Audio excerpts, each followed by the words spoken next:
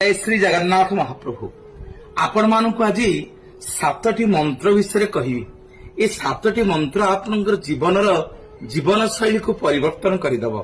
जो भक्त प्रत्येक दिन आज्ञा ओम नमो भगवते वासुदेवाय यही मंत्र को जप करे तार आर्थिक स्थिति आज्ञा उन्नति हुए। पुणी जो भक्त ओम नमो भगवते नरसिंहाय मंत्र को जप करे तार जीवन आज्ञा भयनाश हुए एवं सी जोठिक जाए जय करे।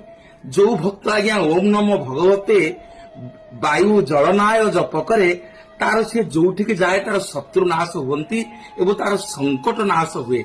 जो भक्त प्रत्येक दिन ओम नमो भगवते गजाननाय ए मंत्र को जप करे तार विघ्न नाश हुए एवं तार आर्थिक स्थिति सुदृढ़ हुए। जो भक्त ओम नमो भगवते महारुद्राय नाम को जप करे तार धन संपत्ति वृद्धि हुए एवं से जेकोसी कर्म करू तार कर्म क्षेत्र में तार उन्नति घटे।